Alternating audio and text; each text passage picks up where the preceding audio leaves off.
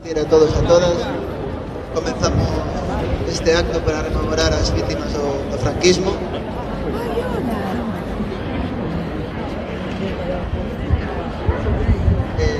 Primeiro vou presentar a nosa asociación.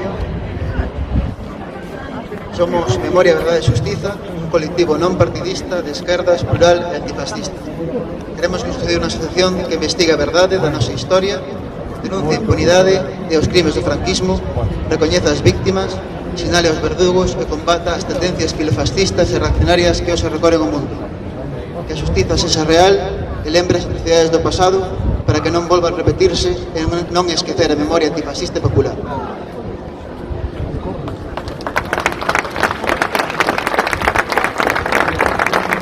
Dilación vai a falar con nós, vai a falar Xeración Otero en nome da nosa asociación para contar o acontecido o 20 de xullo de 1936.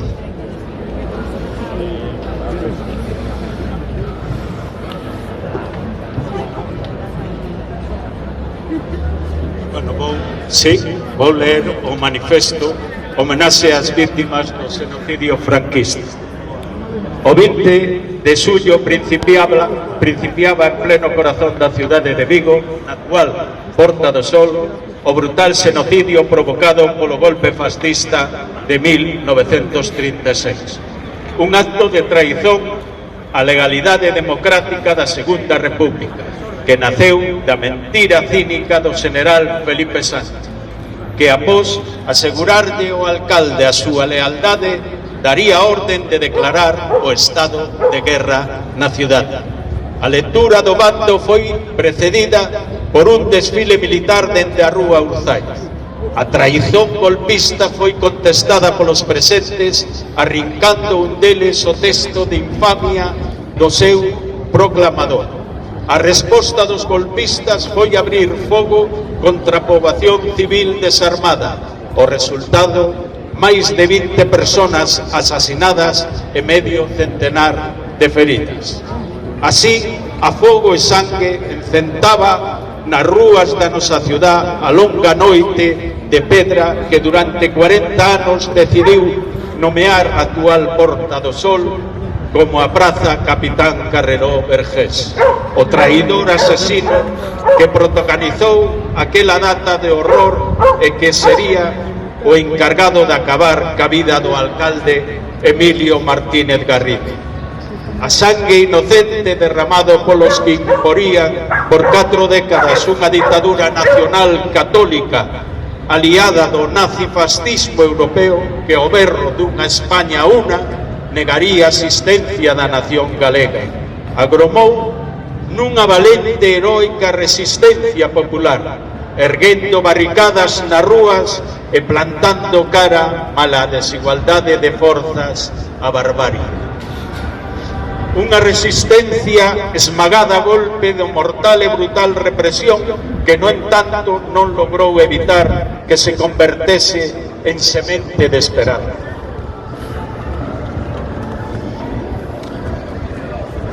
Esa semente pola que deron a súa vida Humberto Baena e José Luis Sánchez Bravo, os derradeiros fusilados polo sanguento franquismo o 28 de setembro do ano 1975. A mesma que fixo da liberdade do pobo galego e dos dereitos da clase traballadora a causa de militancia e vida do patriota Moncho Reboiras, asasinado o 12 de agosto daquel ano no que o dictador morreu na cama, deixando todo atado e ben atado. Son apenas 3 nomes propios das preto de 10.000 vítimas que o fascismo deixou na Galicia.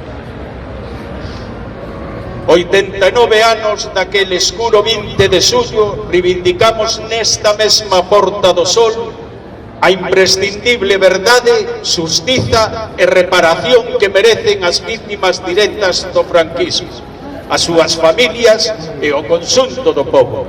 Reivindicamos a memoria democrática como antídoto á amnesia e como mellor vacina contra o virus do odio que alenta a dereita ultraespañolista e reaccionaria. Esta Porta do Sol debe ser un lugar de memoria para lembrar o que sucedeu e, sobre todo, para impedir que nunca máis volva a pasar. É indecente que casi 9 décadas despois, e a pesar dos tímidos avances legislativos, non se teñan dado máis pasos en favor da recuperación e dignificación da memoria democrática na cidade de Vigo. Por certo, un dos bastións da loita popular e da resistencia antifascista. Avance que só poderá abrir paso derrubando os símbolos do antigo réxime, a principar pola cruz franquista do Castro, inaugurada polo dictador naquela chamada Praza da División Azul. A súa permanencia é un insulto á memoria das vítimas do franquismo, é unha ofensa a todas e todos os demócratas. Na certeza de que a mellor homenaxe a todas as persoas asasinadas e represaliadas polo franquismo é abrir espazo á verdade histórica e denunciar o xenocidio dos que foron vítimas. Por iso, reivindicamos hoxe e sempre a Vigo como ciudad antifascista.